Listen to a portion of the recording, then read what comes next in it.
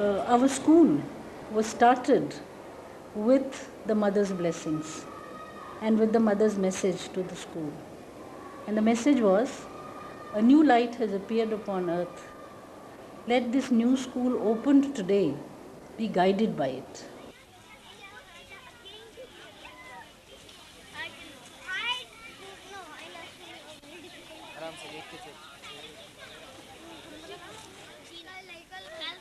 And we started a play on Sri Aurobindo's life. And we never realized that it will be anything like this. So I can only say it is their blessings which has brought it about. We never expected that it would turn out to be something as beautiful as it did.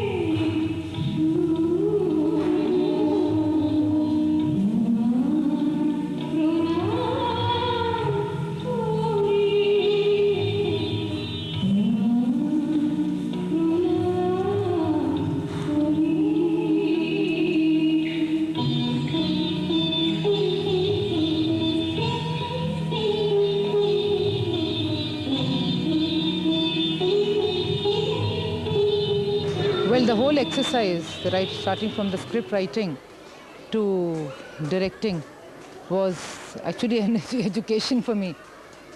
It was a revelation for me to delve into Sri Aurobindo's writings, his speeches, and all his recountings.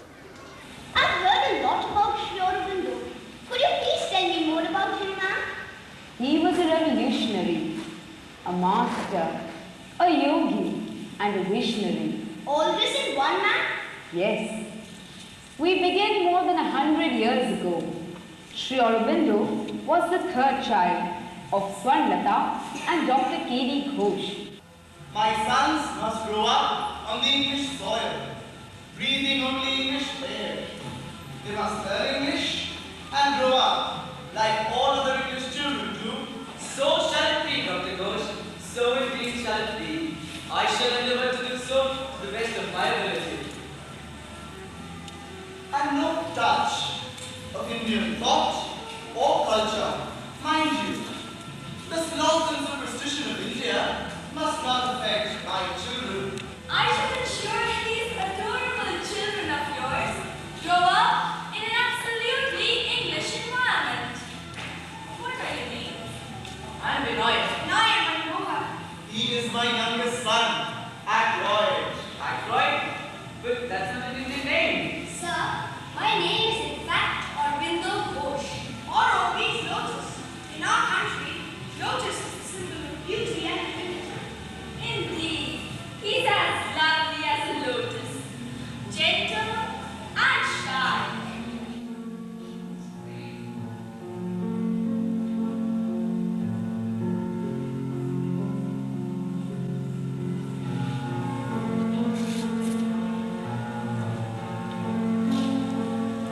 How selfish I am. I have spent years in worthless waste, while my motherland suffers and languishes in oppressive chains. Take it easy. I know now. I must go back.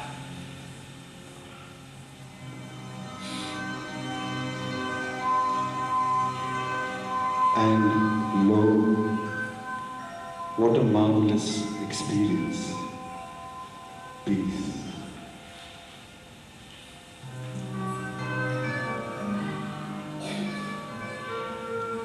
A vast calm descended upon him, one of his first spiritual experiences.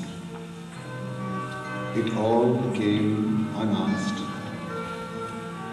After it came many and many another, infinite and vast and varied.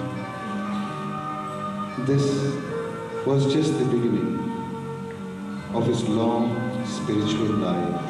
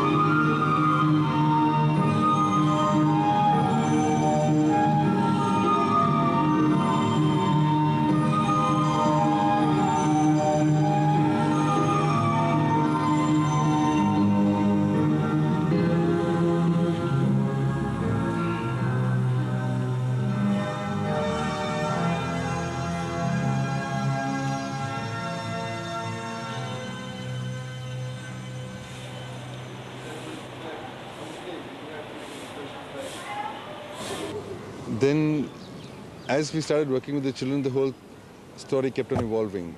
Dipti, of course, has been a very major part of it. But all the children together, everybody, the whole experimentation, doing work. We never aimed to have a performance as such. It was more like to work with yourself. How the certain exercises which we do with the children is not only to make them a good theatre person or come on the stage, but also to make them realize certain things from inside.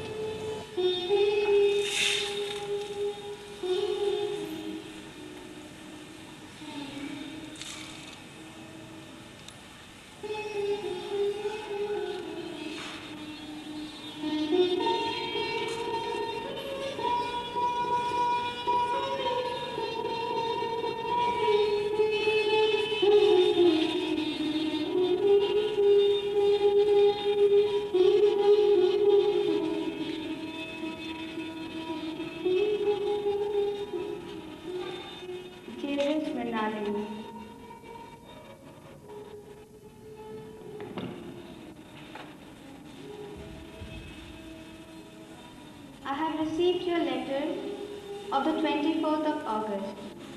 I'm sorry, I did not reply earlier. But remember what I told you once? This is a world in which, when you seek for happiness, you find grief in its heart, sorrow, always clinging to joy. To offer with a quiet heart all happiness and grief at the feet of God is the only remedy. Firstly, I came to know about what kind of a person Sri Aurobindo really was, because in actual I haven't really read much about Aurobindo, but that one letter conveyed so much about him and the kind of person he is.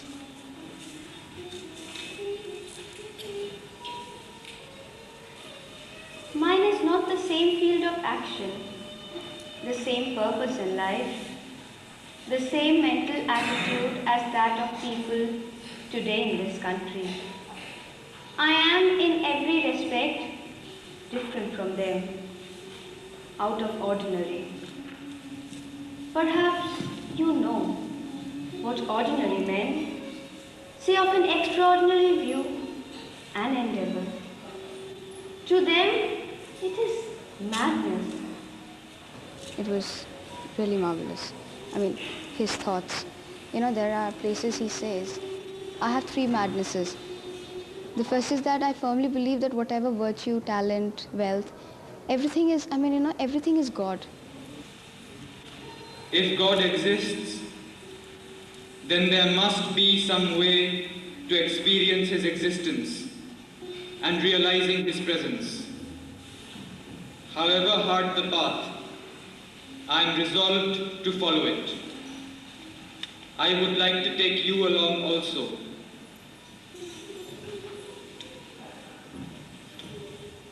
I think for the first time in her life, she felt what true love meant.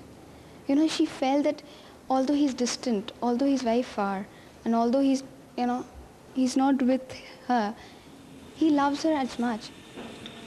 My third madness is that while others look upon their country as an inert piece of matter, a few meadows, rivers, forests, and hills, I look upon my country as the mother.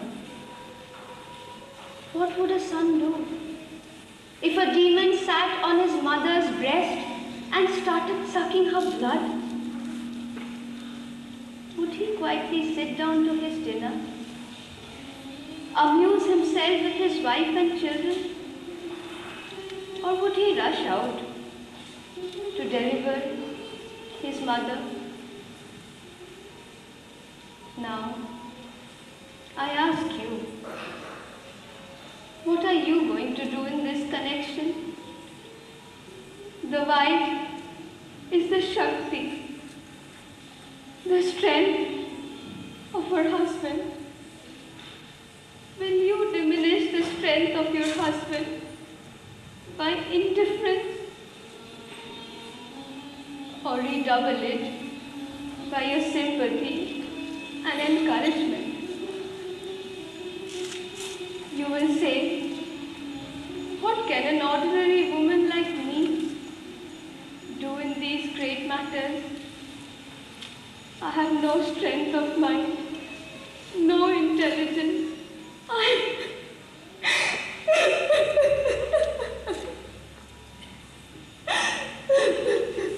I felt that she was happy about the fact that she actually has someone to rely on. You know, even if he's far, he's with me. I think that's quite a reason to cry.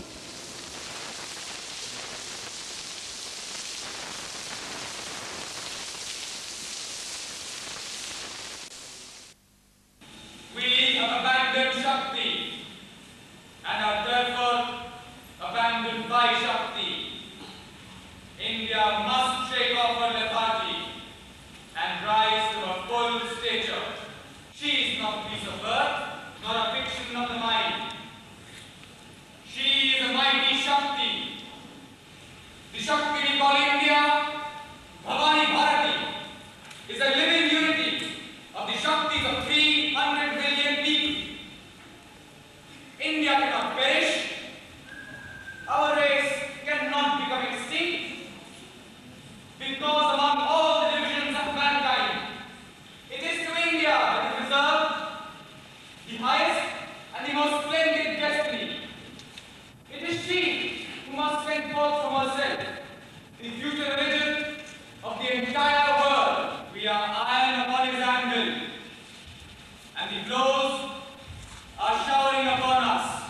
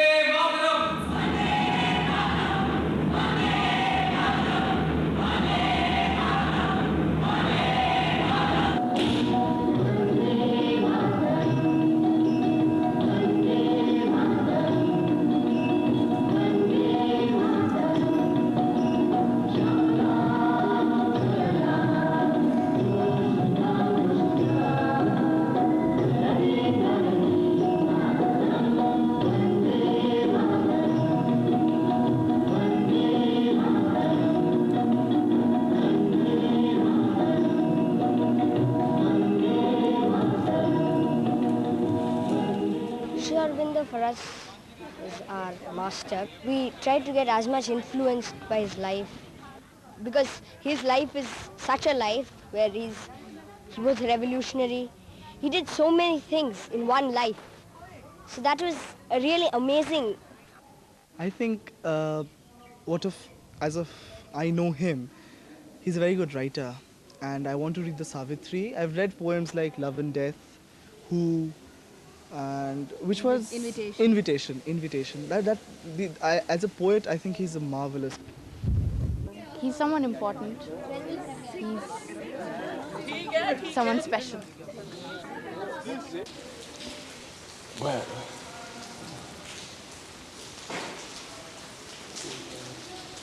a lot of things. To begin with, I was in Mirambika before I joined this school, the Mothers International. And so he's been an integral part of my life, so to say. I have known him since the very beginning. But it's a mixture. It's only once when I started doing the play did I get to know him better. It's how involved he was with the freedom struggle and how he converted into a yogi. I had never heard before of thoughts coming visibly into the mind from outside, but I did not think either of questioning the truth or possibility. I simply sat down and did as I was told. In a moment, my mind became silent as a windless air on a high mountain summit. And then I saw one thought and then another coming in a concrete way from outside. I flung them away before they could enter. And in 3 days, I was free. My mind became full of an eternal silence.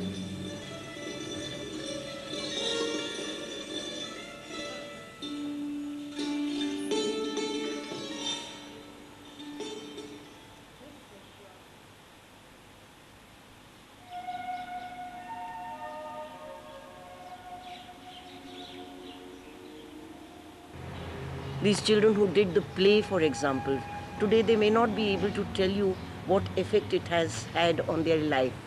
Even today, I feel strongly it has had some effect.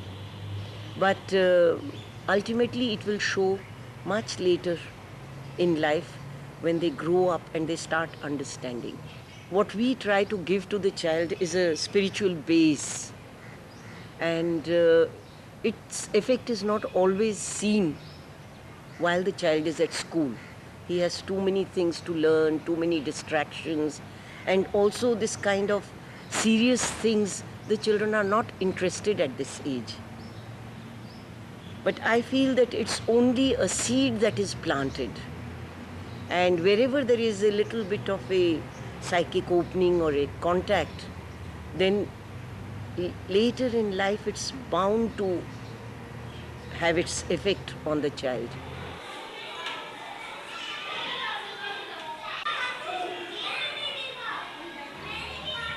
The spiritual part of it that we give is given rather subtly. For example, whatever activities we have, we make sure that there is no vulgarity, no bad thoughts, no cheap actions. All these things, if we have one-act plays, they should be plays which give some message. The music classes, the songs must be beautiful words and inspiring.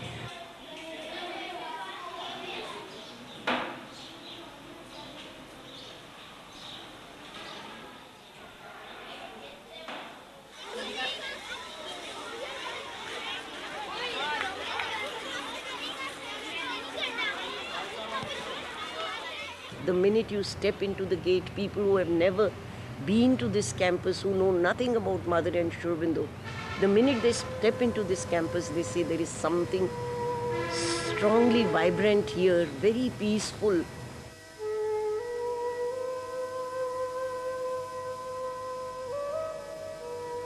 I feel the strength of Krishna entering into me.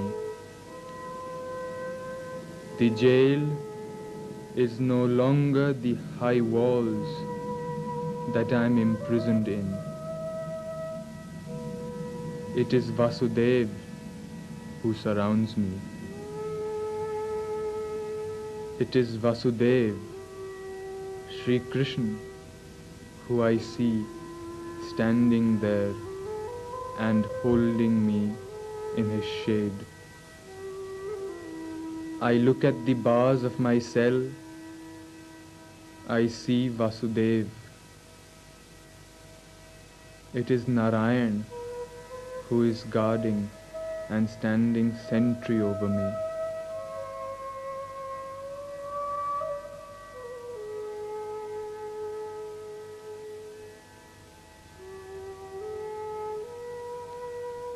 Give me thy Adesh. I do not know what work to do or how to do it.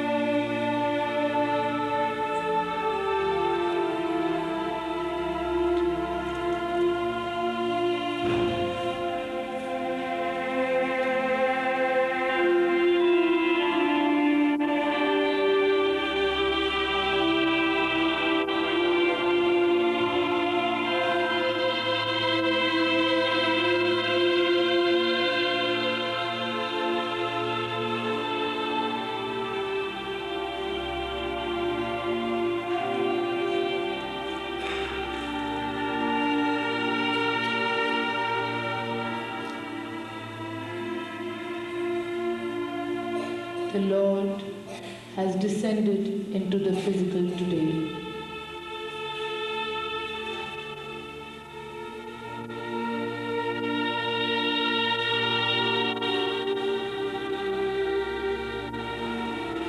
In September 1950, Sri Aurobindo told his disciples, I must finish Savitri soon.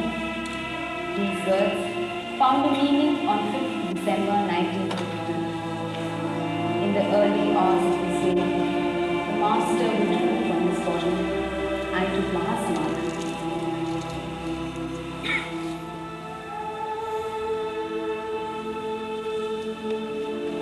He must enter the world's dark to bring their light. He must enter the eternity of night and know God's darkness as he knows his sun. For this, he must go down into the pit. For this, he must invade the dolorous past. Then shall be ended here the law of pain.